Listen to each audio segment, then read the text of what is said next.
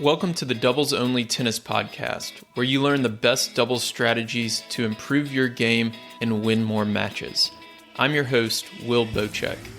This podcast, my website, and my weekly newsletter all focus on the goal of better understanding the sport of doubles and helping players like you improve faster through actionable advice that you can use in your very next match. My goal is to provide the best doubles strategy resources in the world. And to do that, I study, analyze, and work with players at every level of the game, all the way up to the ATP and WTA tours. If you enjoy this podcast, I've created doubles strategy products that go even deeper if you want to take your doubles knowledge to the next level. At the end of this episode, I'll explain more about them, or if you want to learn more now, go to thetennistribe.com/products. Here's today's episode. Today, you're going to hear my interview from December of 2020 with Gigi Fernandez. So I wasn't sure how these rebroadcast episodes were going to go, but based on the numbers and the feedback from the episode a couple weeks ago where I rebroadcasted the interview with Jorge Capestany, I think that y'all got a lot out of it and y'all liked it a lot. So I'm going to do another one today because I'm busy working on this new 3035 doubles product. And this is one of the most popular episodes of all time anyways, and it is with Gigi Fernandez, who has won 17 Grand Slam doubles titles and 5 US Opens, which is coming up next week. So Gigi's unique in that she's not only one of the best doubles players of all time, but she also coaches club level players now. So she is super qualified, obviously, to give strategy and tactics advice to players like you and me. And in this conversation, we go over the Gigi method, which is kind of her patented method to doubles strategy that she teaches to club level players around the world. So we cover court positioning, court coverage, serve, return strategy, shot selection, and more. There's one example she shares where she instructed one of her teams to play with both players on the ad side while they were serving. So you can imagine if you're standing serving in the ad court and your partner is to your left, how weird that would be and how that would throw the opponent off. But she explains why she advised that to one of her teams. And I thought it was one of the most unusual double strategies or formations I've ever heard of, but it makes sense why she advised that. So it'll really help you think outside the box and learn from one of the best players of all time. Like I said, the US Open does start next week. If you're going to be there, let me know. I'll be there. I fly in Wednesday evening. I'll be there Thursday through the following Tuesday. So I'd love to meet you and watch some doubles. And then this evening, I'm recording this on Tuesday, the 22nd of August.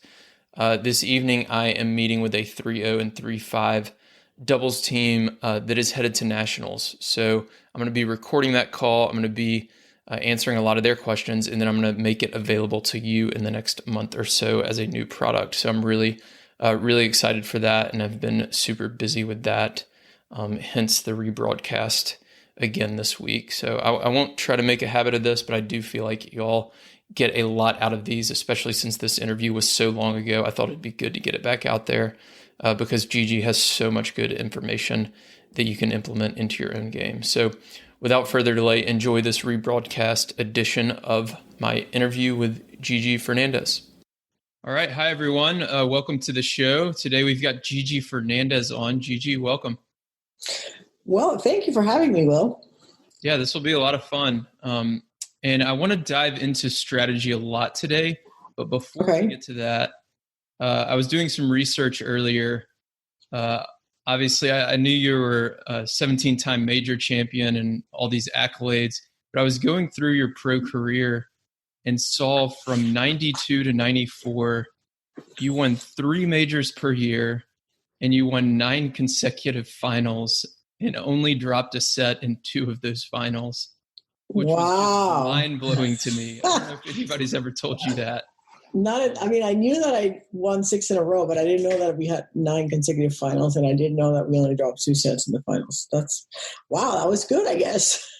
So in 3 years, winning 3 of the 4 majors, and then winning 9 straight finals, what was your mindset like during those years? Obviously, you're the best doubles player in the world. Every time you're on the court, you've got to feel just so confident. Yeah, it was, once we got rolling, Natasha and I got together right before we won our first Grand Slam, which was the French Open in 92. We won that one.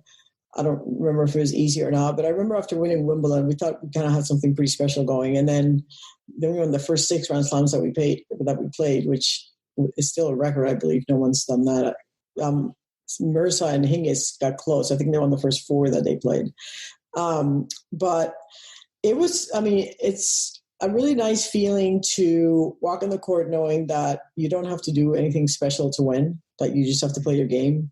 And if you play your game, you're going to win. And then also we had this mental edge over everybody because we got we would get in a, I guess you'd call it a habit, it's a bad habit, but we'd get down in matches and we just wouldn't lose. We were down a lot. I think you said we only lost 2 sets in the finals, but we struggled. We struggled during Grand Slams. Like at some point in the Grand Slam, we would be down a set in a break or match points. It wasn't all smooth sailing, but we just always found a way to win these matches where we were just on the brink of defeat. So then people started to feel the same way. It's like, oh, well, they're down a set in a break, but they're going to come back and, they're going to end up winning. So it was like a self-fulfilling prophecy. We thought we were going to win. They thought they couldn't win. So, and I think, so it was pretty fun. We won, Natasha and I won 14 Grand Slams in 5 years. So that was a pretty fun time. Yeah. That's incredible. Yeah. So it sounds like some of the opponents, you'd step on the court and you knew you could play your own game, and the opponents were the ones that had to take more risk and adjust and things like that. Exactly. They'd have to come up with some special strategy to beat us, because if we just played normal tennis and if they played their best and we played our best, we were going to win. Right. So they were the ones that had to take risks. Right. That's amazing. So what do you tell people when they ask what you're doing now? Like, what do you do? Oh, a lot. So Gigi Fernandez Tennis does 3 main things. I have online products, doubles. The Gigi Method is online, and it's basically everything I know about doubles in a video program. I also have a mental toughness product, a volley program, I have a subscription service. So that's kind of the online part. The second thing I do are camps and clinics. I do clinics travel around the country, going to clubs, doing clinics, introducing people to the Gigi Method. And then I do camps here in Tampa, 3-day camps at the Innisbrook Resort. And I also do them at Indian Wells, the US Open, when those events happen again. Yeah. And then the third thing I do is have a travel portion to that. So I take my followers to Grand Slams, Labor Cup, and other special events. So I've been doing this solely for about almost 3 years now. And it was going really well until COVID hit. And COVID has been, of course, a deterrent for people to travel. So, and also for me to travel, or for me to go to a club and expose myself to 24 or 36 participants and people not wanting to be around other people. So it's been a little bit of a struggle for the last 6 months. But hopefully, things will get back to normal sometime soon, and we'll go back to doing what we love. Right. Yeah. Hopefully this spring the vaccine rollout goes well. Yeah. So that's what I do on that side. I'm also in the board of the International Tennis Hall of Fame, and I am the chairperson of something called the Hall of Famer Council, which is 7 past Hall of Famers. We formed a committee to try to help get more connectivity between the Hall of Famers, because we have these 93 living Hall of Famers, and we're all pretty disjointed. We're not. Okay. We don't have a really community around it. It's like you get inducted, and it's the greatest day of your career by far, and then you kind of go away, and no one ever knows what you did. There's so many. If you think about how many Hall of Famers are out there, that if they're not broadcasting, you never hear from them. And I'd like to know how, like, for example, Gabby Sabatini's doing, or I don't know, like Moresmo, a contemporary, like what is she up to? Like she's not coaching right now. What is she up to? So we're just trying to get more connectivity with the Hall of Famers. And that's a fun project. Cool. Yeah. Get some events to connect everyone again. Yeah. It's awesome. And then for a little bit after your pro career, I think I read that you did some coaching as well on the pro level. Yep. I've coached at every level. And why did that kind of slow down, or why are you doing that anymore? Yeah, good question. So my journey into coaching really started pretty much right when I retired. I started coaching the Puerto Rican Fed Cup team, and went to, of course, Fed Cup with them. I went to the Pan Am Games as the coach of the Puerto Rican team, men and women. Then I started. Then I became a coach at University of South Florida, Division I here in Tampa. And I did that for about 4 years. And then I got frustrated with the recruiting process because I kept recruiting people that I thought would be really good college players, but they all wanted to turn pro. And not one girl that I tried to recruit that turned down my scholarship offer ever made it on tour, but all the parents thought that they were going to be the next Jennifer Capriati, and it was like tough. Yeah. And so it was frustrating because I just couldn't get players to commit. So I stopped doing that. And then I started coaching Lisa Raymond and Sam Stokes. Well, first Renee Stubbs was the first person that I coached. And Renee and Lisa were those partners. So I coached them. And then when they stopped playing together, then I kind of paired up Lisa Raymond and Sam Stokes, and they won the 2005 U.S. Open when I was coaching them. So it was kind of fun to coach a Grand Slam team, to kind of be on the other side.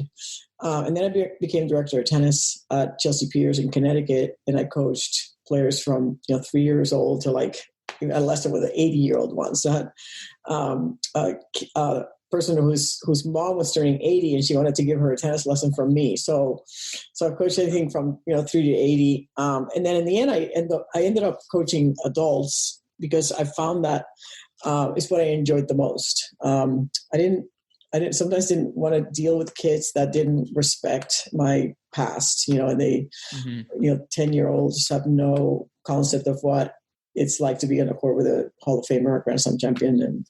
And I got a little bit tiring of that, but the adults just love being on the court with me, and they're sponges and they want to learn, they want to get better. And I made a lot of friends. At that time, I discovered the social side of tennis, like something that you probably take for granted. Tennis is social, but I didn't really learn that till I was 47 years old. So now, I kept coaching adults because that's really what's fit with my schedule. And I stopped coaching. I stopped traveling on tour because I became a mom.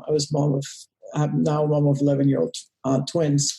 And once I became a mom, I was going to for sure stop traveling because I didn't want to be away from my kids. And then the reason that I stuck with the adults was not only because like I said, I really enjoyed it, but also because adults practice and my kids are in school. So like from 9 to 2, I could teach adults, and then I would go pick up my kids to school and be a mom for the rest of the day. So it really fit my lifestyle. Yeah, it makes it a lot easier. Yeah. It seems like it's, you're making a big impact on the adult doubles scene. So it's been very successful. It's kind of beyond my wildest dreams successful. Like I never thought I would make.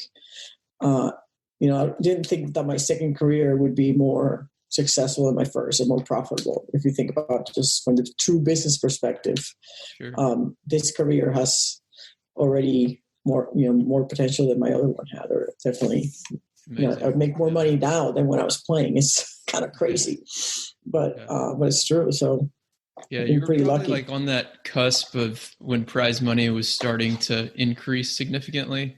Yeah, I was right. I mean, it was pretty good. Like I made $4.5 million, I think, during my career, but which sounds like a lot of money. But when you think about a life, what I saved out of that, not quite half, because you have so many expenses. And when you think about, how long can you make that last? Not that long. When you have extravagant lifestyle and you travel and you make a couple of bad investments. So it's hard to live for 50 years on $2 million. Like it's not happening, right? So I mean, I had to, after the kids were born, kind of reinvent myself. And I've gone through a lot of iterations of doing different things. And in the end, I came back to tennis because it's really what I love and what I know and what I'm most passionate about. After I took a break, I really took a break. It sounded like when I was talking about my coaching path, it sounded like I really never left the game, but I was very reluctant and very sort of apathetic about being in tennis, because when I retired, I wanted nothing to do with tennis. I was burnt out and I wanted to be anything other than Gigi Fernandez, a tennis player. So I spent a lot of years trying to create a new identity. And after 15 years of failing at that, then I decided, okay, I'm going to go back to what I love, which is tennis. And, I've had a long enough break that I, felt the passion for it again. So I just embraced what I know. And it's been a wonderful journey. Yeah, I'm sure finding that social side of it helps a lot too. Yeah, I mean, I've made so many friends on the tennis court, and that was so different than my path. Where anybody that was around the tennis courts was your enemy. Was the person you wanted to break their ankles so they wouldn't show up on the court. Kind of thing. Exactly. So it's very different. So now you've got all this stuff going on online. Earlier today, I was on your site. I think it's gigifernandeztennis.com. Correct. I'll link to it in the show notes for everyone. And right there on the site, you can test your doubles IQ with a quiz. Did you take it? I scored a 75%. Oh, what you missed? 75 out of 100. I'm going to look it up. One of the ones I missed was if you have a player, you're serving in the ad court, your partner has a weak backhand volley, and the opponent keeps attacking their backhand volley. I think I put them in the I formation or Australian formation and have them stay so that they have a forehand volley in the middle. But you actually said to bring the partner back and put them back to the baseline. Left. Yes. You said put it to their left, so both players are on the ad court. So talk a little bit about that. I've never used or even heard of that formation. Yeah, that's pretty cool. Actually, I did. I used this with. I was coaching Connecticut, a Darien High School Connecticut team. A high school team, not pro level, right? So the higher the level, the least weaknesses that you have. But when you're coaching high school players, that weaknesses can be pretty pronounced. So I had a player who had a pretty weak backhand volley. She would just kind of chop down on it and the ball would go straight up. So if I did I formation or Australia, they would just return to her and would find her backhand volley. So what I would do is I would put her, literally she would stand in the alley of the cross court alley, right? So to the left of the server, and then the server would stand kind of in the middle, but not quite on the tee, because what I wanted was for the girl serving to hit the next ball. So wherever the ball came on the next ball, she would hit. And then as she's hitting that ball, then the person with the weak backhand volley would run to the net. And now she would have a forehand volley in the middle and she could poach for that. And first of all, it throws people off. Half the people, when you do this, 3/4 of the people are going to tell you that's illegal, that you cannot stand back there. But it is perfectly legal. It doesn't matter where you stand. And it's a good strategy. It's like if you have a weakness at the net, you just completely hit it. You took the weakness away. You put it back where it was not a weakness anymore. Okay. What else did you miss? I'm not sure the other ones I missed. I think there was one that was all of the above, and I had selected my favorite of the other three. Got it. The early ones. Yeah, one thing that people don't think when they're covering at the net is if you're playing, and of course this is audio, so it's kind of hard to explain. I can't show it, but if you're at the net on the do side, right? So you're serving to the at side and you're at the net, standing on the do side, and your opponent's at the baseline and they're hitting a forehand, or what I call an inside shot. It's an inside shot. You hit it from the inside of the court, and an outside shot, you hit on the outside of the court. So on the outside, a backhand is an outside shot. A forehand is an inside shot. If someone's hitting a forehand there, the natural shot for them to hit cross court goes into your alley. So right. On tour, it doesn't happen very much because people hit the ball so hard. It's hard to hit. If you have a huge serve and somebody's stretching, they're not going to hit that cross court into your alley. They're going to be late and they're going to hit it inside out. But because recreational players, especially women, don't hit the ball as hard, or even 3-5-4 men don't hit the ball as hard, or don't penetrate their volleys, that forehand goes cross court into the alley quite a bit in the recreational game. So you kind of got to mind your outing on that one. Yeah, it's kind of like an inside-out forehand that lands kind of short in the court. But it's not inside out, it's inside in. It's actually a cross-court forehand, but cross-court meaning it's going from the middle of, like if you're hitting it from the tee, right? Cross-court goes into the alley that you're standing in. With the outside player standing in. You can see it here. So I'm talking about this shot. We'll post the video too. So. Yeah. So if somebody's hitting the ball from an inside shot, if somebody's hitting an inside shot here, like this person has to watch this alley. The cross-court person is going to watch the middle, and you cannot hit inside out into here from an inside shot because your partner's in the way. Right. I mean, if you're running around and hitting a forehand, well, now that's an outside shot because you're standing on the outside part of the court. But if you're standing on the inside of the court, then you cannot hit from the inside of the court into the far alley. You're hitting your partner on the back of the head. Yeah. So, tough one. Yeah. Cool. Well, yeah, that's one I missed. I know I missed the server's role. I think was all of the above, and I had put my favorite one, which I think I put make a high percentage of first serves. Yeah, all that. And you got to communicate, control the tempo of the game, communicate with your partner. Yeah. Mm-hmm. Well, 75 is not bad. I get 35s and 40s a lot. That's good to hear. Yeah. Makes me feel a little better. Yeah. So let's go. I want to go through the Gigi method. So okay, sure. That all over the site. We've got positioning. There's 5 or 6 different things. 5 steps surrounded by competition. 5 steps surrounded by competition. Yeah, so the first one is positioning. Yeah. I mean, so positioning, you have to know where you're standing. And people are so sometimes oblivious about the fact that they're in a positioning error. So when you're playing, if you are on the other side of the court, your opponents are in a positioning error, then you have to attack the positioning error because you can win points of positioning mistakes. Sure. And what I tell players is if you're in the center of the service box and you break the box in half and you break it into half again and you stand right in the middle and then you extend your arm and draw a circle around yourself, it's about a 6-foot circle. You should be inside that circle anytime you're at the net. So if you're in that circle, you're good. If you're outside that circle, bad things are going to happen. If you get too close to the net, you're going to get lobbed. If you get too close to the center line, you're leaving your whole alley open. If you get too close to the service line, you're going to get lobbed. And the only exception there is if you're anticipating lob, then you could stand outside your circle. And then if you get too close to the alley, then you committed the cardinal sin of doubles, which is you stood in your alley to cover your alley. There's really no reason in doubles, particularly in recreational tennis, to cover the alley because it's the hardest shot to hit. If you doubt this, feed 10 balls to a person standing in the baseline and see how many balls they hit that actually land inside the alley. Right. And for 3-0s is 0. For 3-5, 4-0s is 1. For 4-5, 5-0s is 2, maybe depending on the fed ball, right? So then I tell players, you just don't cover the ball that's going to go in 10% of the time. You cover the ball that's going to go in 90% of the time. So, anytime you're not in your circle and you're not in the baseline, you're in a positioning error, right? So really understanding that as you travel from the baseline to the net, it's okay to stand in what people call singles no man's land. Like, I think it's a misconception that you shouldn't be in no man's land. It's okay. You actually want to hit balls from no man's land because you're taking the time away from the opponent. Mm-hmm. But you don't want to stay there and hit 3 balls, but you want to travel through that area from the baseline to the circle as quickly as possible. Hopefully it just takes you one transition shot to get into the circle. Sure. So that's kind of the gist of positioning. And then court coverage, of course, you have to understand what is your ball and what is not your ball. And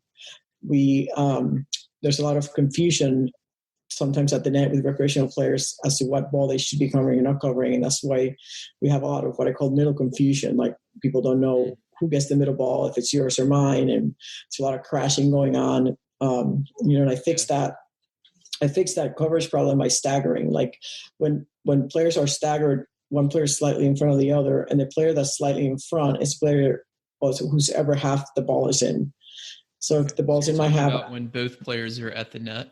Correct. Yeah, when both players are at the net, we have whatever side the ball is in, that player slightly staggers forward, and they get the middle. They get the middle balls, and then the person that's slightly staggered back is responsible for the lob. Their balls that go to them, and also the lobs. Got it. Okay. Right. So, and then the other coverage, misconception we talked about on the inside shots, you have to watch your alley. But generally speaking, if the ball's in front of you, you're minding the middle. You're the aggressor. You're the one that's trying to put the ball away. And then your partner who's cross court from you is responsible for the lobs. So that's steps 1 and 2, understanding that. Then 3 and 4 are. Do you want to talk more about 3 this? and 4. Let me ask you a couple questions on those. Sure. Yeah. So positioning. The one thing you said is people cover their alley too much. It sounds like. What are some other common positioning and court coverage mistakes you see for that 3-5, 4-0, 4-5 level? So the first one is standing too close to the alley, right. Thinking that you're protecting your alley, and when you do that, you leave 85% of the court for your partner. A very common one is for the cross court player to close. So some coaches teach that the middle is the responsibility of the cross court person. The problem with that is that if you're covering the middle and you're the cross court person, you have to close. You have to get really close to the net because you also have to cover the cross court. Mm-hmm. Right? No one else is going to go to the cross court but you. So the only way to cover the middle and the cross court is to get close to the net. And when you do that, you leave the lob wide open. And you're leaving the cross court lob open, which is a higher percentage lob to hit than the down the line lob. It has 6 to 8 more feet to hit into than the down the line. But also because of the geometry of it, a cross court ball is going away from your partner trying to chase it, as opposed to a down the line lob, which is easier to chase because it's down the line. It's not running away from the court. So that's a common one, the cross court person going forward. Then people standing too far back or still fouling the ball. I don't teach follow the ball. I just think confuses players.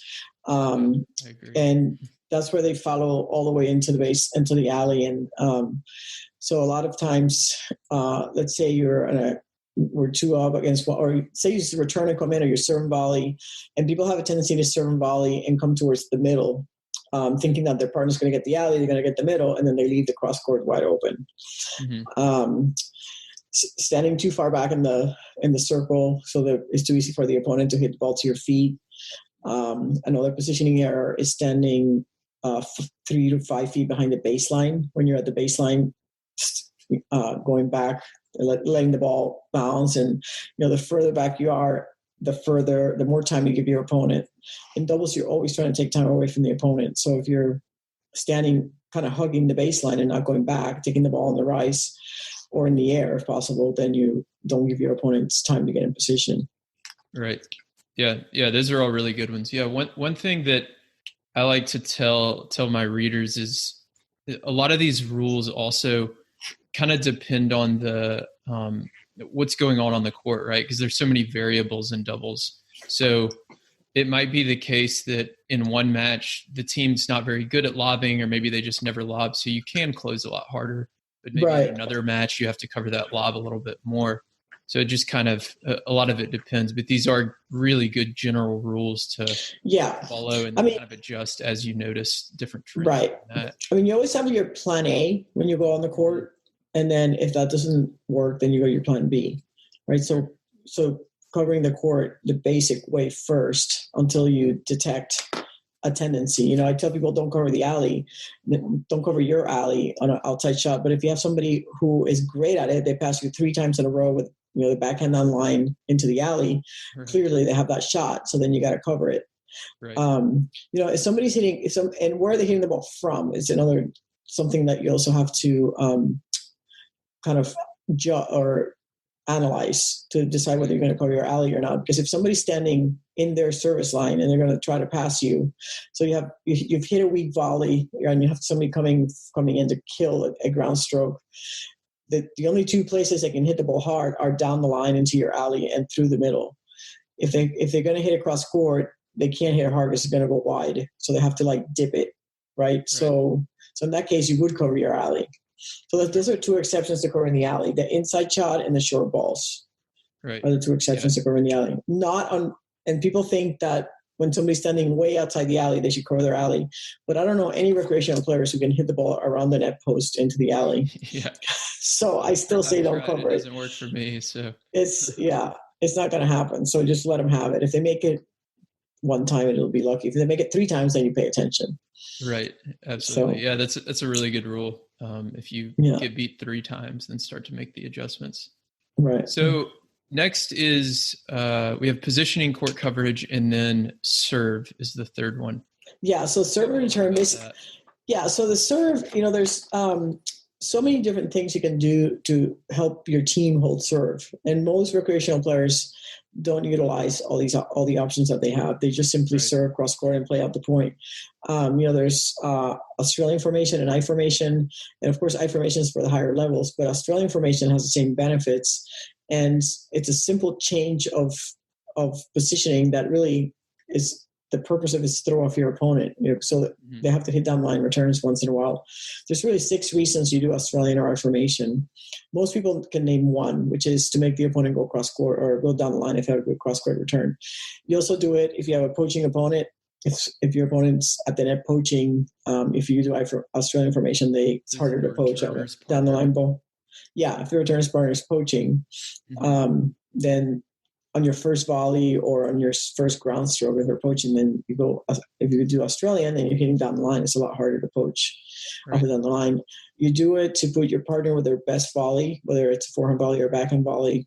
If your partner has a better forehand volley and backhand volley, you do Australian and put him on the outside, right? So now they have a forehand volley poach. Right, if they're right-handed. If they're right-handed, correct. If they're left-handed, you do it on the do side. You do it to put you with your best ground stroke. So if your forehand's better than your backhand and you're serving to the do Australian, so you go hit a forehand. You do it anytime you're losing points on a cross-court rally. Like if you don't serve and volley and your opponent doesn't either, and you're in a forehand-to-forehand rally and you're losing points because your forehand's better than your forehand, then go hit backhands. Go hit backhands down the line. Right. And then the main reason, that's 5. The 6th one, and the most important one, is to disrupt your opponent's rhythm, because it's your job as a server to always keep your opponent guessing. And if you don't mix it up, then they're not going to be guessing. And of course, having routines, very important, communicating with your partner so they know what you're going to do, where you're serving, if you're serving and staying back or serving and coming in. It's really important, the communication between the server and the server's partner. So what should they be talking to each other about? It's really what they're attempting to do, whether they're going to serve and come in, serve or stay back, if they're going to serve wide. But if you're going to serve wide in doubles, your partner needs to know. Because if you have any decent wide serve and your opponent's going to be late, there's a good chance they're going to hit that ball down the line. So you kind of have to be aware of that. You can't poach on a wide ball. On a wide serve, rather. You can poach on wide balls, but not on wide serves it's hard to poach because you leave your whole alley open. So the better your opponent's return, the more important the communication between the partners is. So you kind of all know what's happening. Right. So at minimum, your partner should know if you're serving and volleying or serving and staying back. And then ideally they know whether you're serving to the forehand or the backhand or the body, so they have some idea of the ball that's coming back. Okay. Got it. And then we talked a little bit about formations. How do you view the server's partner's role? The server's partner's role is, the main responsibility of the server's partner is to help the partner hold. Like if my partner did not hold, unless she had 2 double faults from the game point, or even unless she had 4 double faults in a row, because why did we get to game point, right? I needed to be helping her. So I always felt it was my responsibility if my partner did not hold. I was not active enough. I was not moving enough. I was not intimidating enough. I was just kind of standing there like a bump on a log, which is fairly common in doubles. The service partner not thinking that they're in the point. In fact, on every serve that your partner hits, you should either be faking or poaching or hopping, moving forward, doing something. You can't just be stationary when your partner's serving. Yeah, some kind of lateral movement. What I see when I go to these tournaments and leagues and stuff around Texas is a lot of servers partners at the 3-5 to 4-5 level that we're talking about. They'll move forward and backwards well, but they don't move laterally a lot. Right. Yeah. So that goes back to the cover the alley thing, which I think a lot of times is more of a psychological thing than it is a, do what's best for winning. Right. Because people feel like you let your partner down, you feel like if you got past points. Right. I know, exactly. Which is it's really the silliest thing. I don't know who first shared this sentiment, but I can tell you that when I was playing, if I did not get past on my alley, I was not doing my job. because I actually wanted my opponent to hit the ball down my line. I was baiting them to try that low percentage shot. Yeah. And then once you start faking and staying, then they're going to be completely like a mess. They won't even know if you're going or staying. And that's the role of, that's what good doubles players do forever and ever and ever. The good doubles players, if you go through a little history of doubles, the good doubles players at every level were the ones that were intimidating their opponent at the net. Yeah, and they get passed down the line a lot. They get passed down the line. And I don't know how many times I poached and I just took off and the opponent would miss. They would just miss because changing your mind on a shot as the ball is coming is a very, very hard thing to do. Like if you made up your mind to hit cross court and all of a sudden you see the person going and you have to change last minute to go down the line, that is a very difficult thing to do. And there's data. There's data. 50%. Yeah, there's actually data that prove that.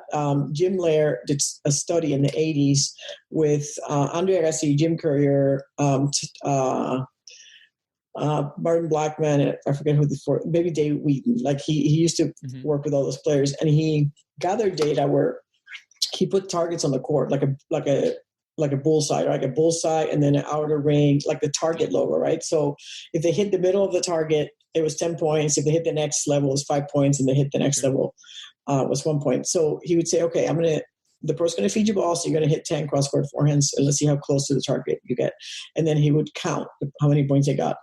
He said, okay, now when the ball comes, I'm going to tell you whether you're going to hit it, whether you're going to hit this one to the down the line target or the cross-court target. So now the player didn't know whether it was going cross-court or down the line. So then as the ball would come, he'd say, hit this one cross-court, hit this one in the line. Of course, their accuracy went down a lot. But what was even more interesting of the study to me was that he said to them, okay, now these you're going to hit cross court, but at some point when some balls come, I'm going to tell you to hit this one down the line. But you're going to ignore that voice and you're going to stick to your first instinct. And when he did that, the accuracy was exactly the same. Like they were as accurate when they didn't doubt themselves as if they just went with their first instinct. So what that tells you is, if you have a doubt about what shot to hit, go with your first instinct and don't change the direction or don't change the shot in the middle of the trajectory of the ball, right? So that's why we poach, because we know that players are going to be more inconsistent if they try to go behind you and when you make them change their mind in the middle of the shot. Yeah, absolutely. Yeah, I'm gonna look up that study, see if I can find it, and I'll include that in the show notes.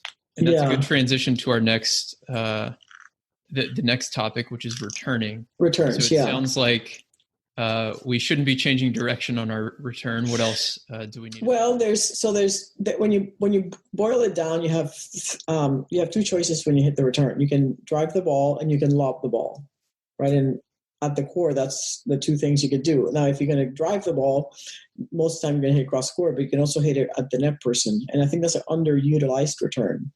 You can change the direction of the ball on a serve if it's not hard. So if you have a second serve, it's a good time to hit at the net person. Now, what you don't want to do is try to hit it into the alley, because then you're cutting your chances of making the shot. You want to keep the ball in the center of the court as much as possible. And the lob is very underutilized return in the recreational game. I used to constantly lob. I would lob once a game. Normally I was hitting a lob and coming in. And for some reason, people don't think to lob, or they don't practice it. It's a shot you have to learn to hit. Kind of like the bump drive lob. It to my game over the last year. I used to never lob my returns. Yeah, and it's so effective because, especially if you have a poaching opponent, because if you start lobbing, they'll stop poaching because they have to back up. Yeah. So, the thing with those is you have to utilize the whole court. You have to try to, hit as many shots as possible. But so I tell players, I do this one drill where where we say, okay, we're going to practice return, but you can hit. There's 3 returns that you can hit that are not your normal return, and these are the 3 that we're going to practice. So the normal return is you hit cross court and you stay back, right? That's what everybody does. Hit cross court, stay back. The other 3 options are return and come in, drive it at the net person, and lob the net person. So you really have 4 options when you return. And you should have pre-thought before the ball comes which one you're going to do. You should have a thought for the forehand, and you should have a thought for the backhand. If the ball comes to the forehand, I'm going to do this. If the ball comes to the backhand, I'm going to do that. It's very, very important with the returns to have these routines because, with the serve, you start the point. So you're dictating. You're not going to start serving until you're ready and you decide where you want to hit the ball. But sometimes for the return, people aren't ready and they don't have a plan for return. And you absolutely have to have the plan when you return. Right. Okay. So if I'm the returner, I need to be thinking before first and second serve. Forehand, I'm doing this. Backhand, I'm doing this. Correct. Of course, we need to be practicing those different returns as well. Right. And if it's going to the if it comes to the body, I'm going to run around and hit a forehand, or I'm going to run around and hit a backhand. Right. Okay. And then what about the returner's partner? What should they be thinking about? The returner's partner's got a tough position. That's, to me, the hardest position in doubles is that of the returner's partner, because if you have a poaching opponent, you're going to be in trouble right away. So a lot of times, a great strategy is to bring the returner's partner back if the returner's not returning well. And some people think that's a bad thing to go two back. In fact, I'd much rather have two players be at the baseline with two players at the net on the other side than have one up, one back with two on the other side, because the best position in doubles is two players at the net with one up, one back on the other side. And the worst position in doubles is to be in the one up, one back when there's two at the net. And by the best and worst positions, I mean statistically, the two at the net are going to win the majority of the points. And this is at all levels. I'm not making this up. This is there's plenty of data to show this. So if you ever have, if you're the returner's partner and you're feeling threatened, or your partner's not returning well, or you're feeling like you're not being helpful, just go back to the baseline and hit ground strokes. When you're two up versus two back in the recreational game, it's not clear who has the advantage.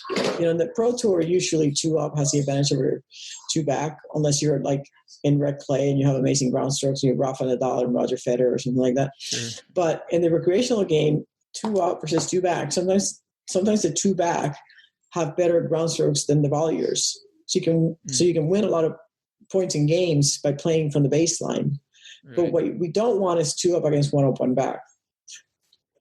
Right. That makes sense. Yeah. And especially I'd imagine if you're the return team, you don't need to win, 50, 60% of your games to win the match. You really need to win only maybe 30 or so percent of the games. So yeah, if you when you're returning two back and increase your percentage, then right. Sure, it seems like a great Yeah. I mean, if you have the mentality that if you never lose a serve, you never lose a match. If you understand that, if you never lose a serve, you'll never lose a match, including if it goes to the tie break and you never lose your points, right? So if you start to develop that mentality and start to hold serve consistently, then all you need is one break, and that's a set. And that's how the pros think. The problem with recreational players is that because they can break, because the serve is not as powerful, it's a lot easier to break, they don't treat their serves with as much importance, because it's like, oh, well, I lost my serve, but I can break next time, so what's the big deal, right? But if you can change your mentality to like, I have got to hold my serve, which was my mentality, because if I didn't win my serve, one break was the set, more generally speaking, on when I was playing. It's a little bit... Yeah, it's different now. Yeah, right. But it's different now because the returns are so big. On the tour, it's different now. It's the returns have a bit of an advantage. The returns are bigger than the serves sometimes, but not when I was playing. And when I was playing, the tennis in the 90s, 80s, 70s is more equal to like recreational tennis now, right? I mean, recreational players will never have the power of pros today. Sure. Impossible, right? But so you think about how doubles was played 30, 40, 50 years ago, and that's how recreational players should be playing. It's you're going to win more points at the net, period.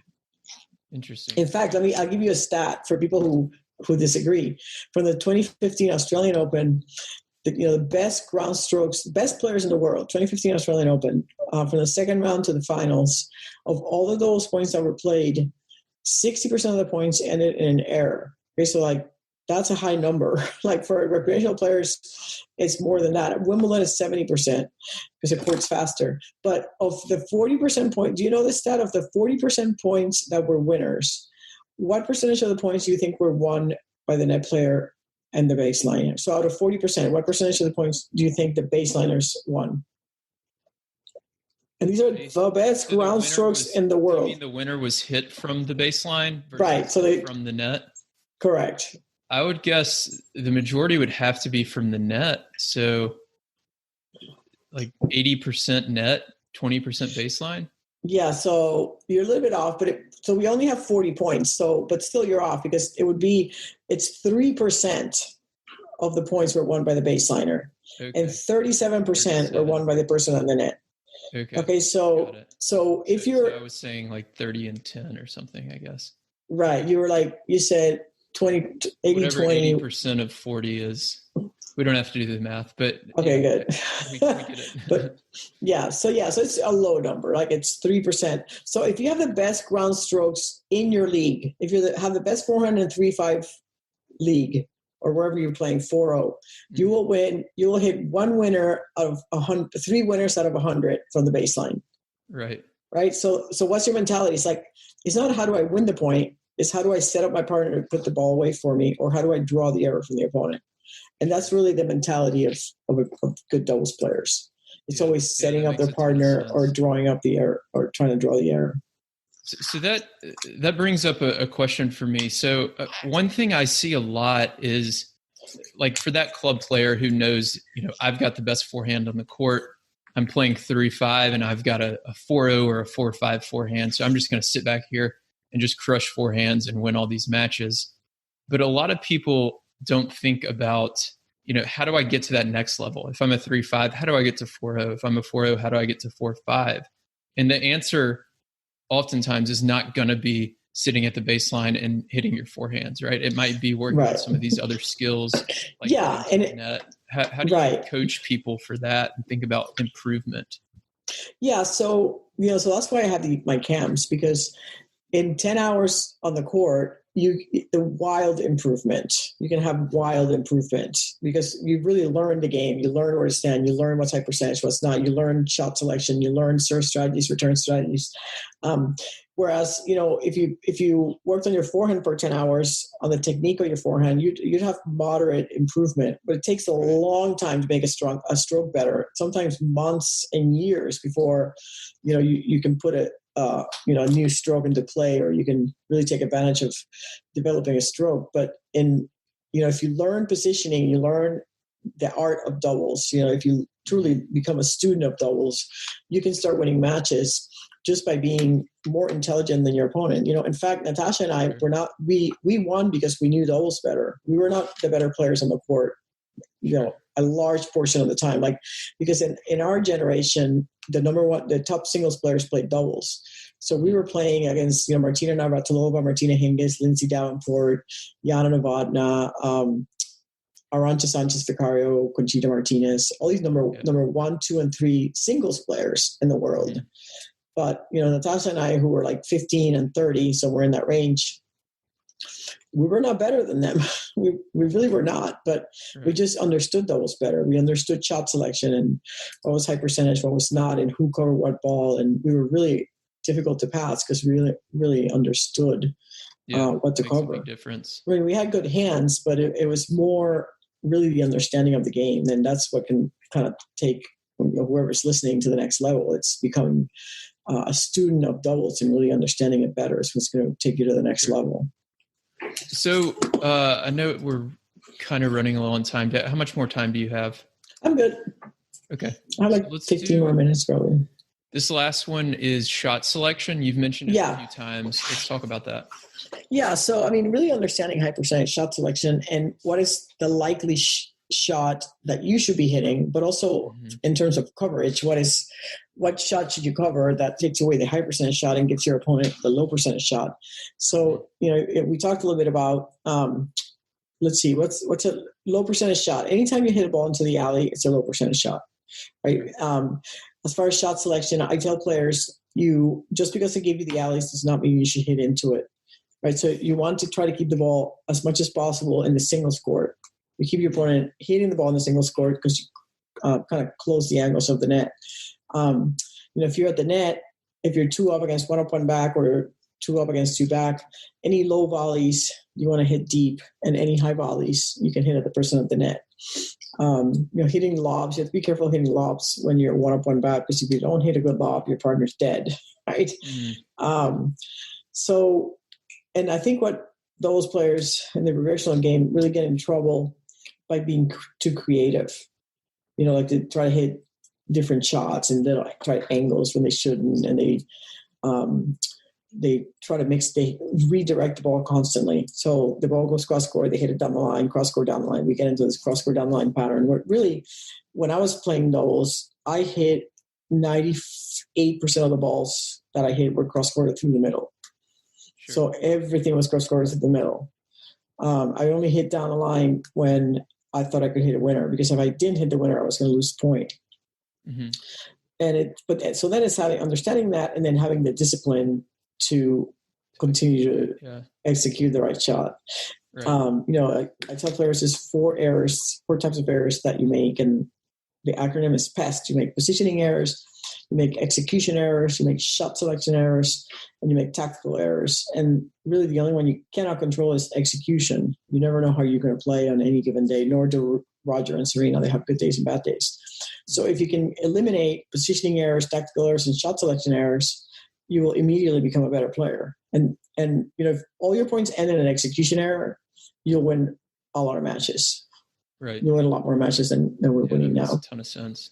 So for shot selection, how should we be thinking about offensive versus defensive, I guess? Yeah. So, go ahead. Yeah. So I separate shot selection by the formations of the court. There's three possible formations that we have. You can be two up, you can be two back, or you can be one up, one back. You and your team and your opponents are always in one of these formations.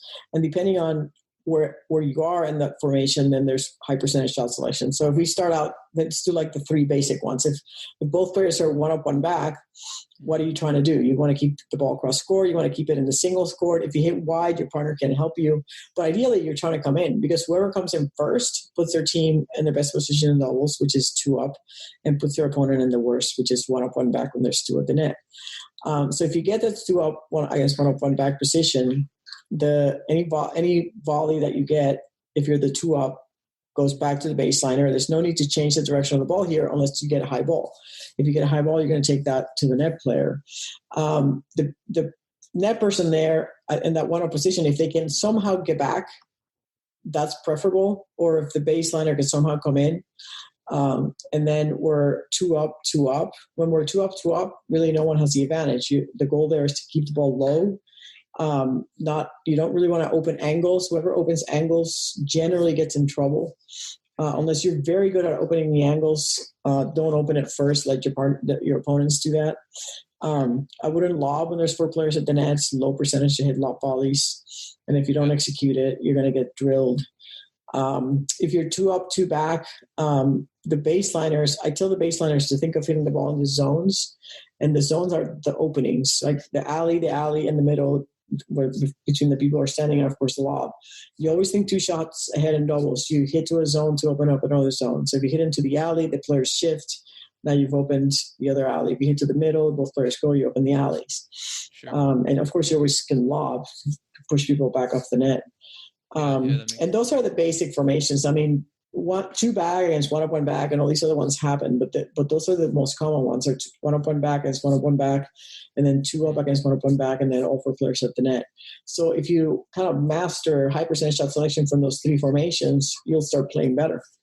Yeah, that's a lot of good information. One thing that I've started to teach people the last couple of years, and I'm interested to hear your thoughts on this, is to really attack the backhand volley a little bit more, especially at the recreational level. So Absolutely. What I notice is most of the errors at the net are from the backhand volley side. So, if we're at two up against two up, you talked about keeping it low towards the middle of the court, or even two up against two back, targeting that middle. The backhand volley. Backhand volley. Yeah, absolutely. Yeah, definitely in a 3-0, 3-5, 4-0 level, most players will have a weaker backhand volley than a forehand volley. Unless they have two hands. Sometimes people with two good two-handed backhands that have a two-handed volley can have a good backhand volley. But if there's a backhand volley weakness, by all means, you want to attack it. Sure. So a couple more questions, then let's get into some rapid fire. So Okay. A lot of questions I get around this 3.540 level is we try to both get to the net and we just keep getting lobbed. What do you tell people in that scenario? So I asked, at first I want to make sure that they're staggered properly or they're not over closing. Again, a big part of the problem with people getting lobbed is that they're closing to the net on the cross-court person's closing. So they leave the lob open. The position of the stagger can be one person in the circle, one person in the service line if you're anticipating lob. Mm-hmm. So if you're getting lob, don't get close to the net, and just kind of hold your staggered position with the anticipation of the lob. But yeah, I mean, it is a weapon. The lob is a weapon in the recreational game because overhits are not weak. So if you're constantly getting lobbed, then I say don't come in, stay two back, and then if they're at the baseline, then you bring them in. Mm-hmm. Have your server's partner be back and have the returner's partner be back. So you always want to avoid what is beating you. Sure. So if you're getting beat by it, avoid it. And how do you avoid it? If you can't hit overheads, then just don't come in. Yeah. Yeah. Just and then go practice your overheads. Exactly. Okay. So a couple more questions. So we've talked a lot about strategy. I want to kind of transition back to the Pro Tour. Singles is obviously far more popular on the Pro Tour than doubles. What is it going to take for doubles to become, it'll never reach the singles level, or at least not anytime soon. What is it going to take for doubles to become a little bit more popular at that pro level in your mind? I think it'll take the fans speaking out, and really demanding like more coverage. I mean, it's interesting because if you ask most people that are watching, tennis at a tournament, what do they play? They play doubles. They don't play singles, right? So, networks won't show it yet. A couple of years ago, they did an experiment where I think it was for the month of October. They played doubles matches. They played like all doubles matches from random, tournaments in Europe, and the ratings were through the roof. Really? Yet, who did this? Yes. I know, it's a little known secret because I actually talked to the WTA about letting me have access to those doubles matches so that I could play them. I have another website called doubles.tv where it's where all my products are, all my kind of informational or instructional products. And I wanted to put doubles matches in there that were commentated. So I would commentate the match for the viewer, kind of going through what I thought was wrong and right. And they shared that with me, and it's like, so then what happened was the broadcasters will not release it because now they think it's valuable, but they won't play it because there's not enough airtime. And it's like they'd rather play some 100,000 satellite in the middle of nowhere than play a quarterfinals of a tier 1 event, which I don't get. Yeah. So, I mean, if you keep complaining to tennis channels, just keep complaining, and eventually they'll show it more. Yeah, I'm working on that. I'm trying to rally the troops and do that. It's hard. This experiment, was it the WTA that did the doubles thing? Yep, the WTA. Okay. Mm-hmm. Interesting. It's I think October of 2018 was when they did it. Yeah. So it would be so easy to set something like that up on Doubles TV or the WTA site or whatever, and just. But then it was like, forget it, because then legal got involved, and like there's all this broadcasting rights and this and that. So the people with the rights wouldn't release them because they then realized that it was valuable, but then no one really wanted to pay for it. So so it's just sitting in a vault somewhere. That's disappointing to hear. Well, hopefully we can change that. Cool. So let's end with some rapid fire questions. Okay. These are going to be just quick questions. They can be quick or long answers. What is your favorite tennis book? Oh my God, none. None? What's your favorite non-tennis book then? Darn. Um, I read so much that I can't pick one. I have so many, like whatever I'm reading at the time. That you've read. Hillbilly Elegy, Education. Oh, yeah. What else? Those two just came to mind. Okay. Oh, Where the Crawdads Sing was spectacular. Mm-hmm. I love historical fiction. Any historical fiction, I love. Cool. Okay. What was your favorite tournament to play?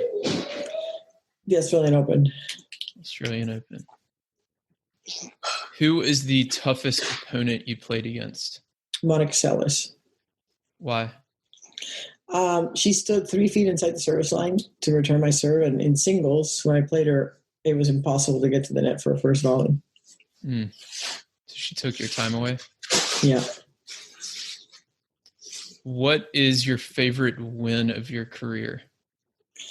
My favorite win? It's probably a close tie between beating Martina and Pam at the 1988 U.S. Open, which is my first Grand Slam. I was in the semifinals, and they were the best team in the world by far. They had just lost a 108-match win streak. And my partner Robin White and I were unseeded, I think, or seeded 15 or something. And we beat them and ended up winning the tournament. So that would set up my first Grand Slam win. And the second one would be a very close second, the first Olympic gold medal when we beat the Spaniards in Spain in front of a packed stadium. It was 12,000 people watching. So it was the biggest crowd I ever played in front of. So that was kind of fun. Nice. Awesome. And then last question. I might have to change this one. I always ask people, what is a tennis story that you've never told anyone? And a lot of people haven't had one. So what's your favorite tennis story, maybe? My favorite tennis story. Well, but I've told this a lot. But since I was just talking about my favorite match, which is the Olympic win in 96, 92 Olympics in Barcelona. My favorite story is, Mary Jo and I were playing that match and we were up 7-3-1. I was serving 30-15. And between my first and my second serve, these two people walk on the court. Literally, I hit my first serve and I was serving to the outside. And they just walked on the court to take their seats, and their seats were like kind of eye level. So I had to stop, wait for them to take their seats. The whole crowd is like going, Rrr! I thought they were like yelling at them to take their seats. And of course I proceed to double fault, and I go up to Mary Jo and I go, God, Mary Jo, what are those people doing? She goes, Gigi, calm down. It's the king and the queen of Spain.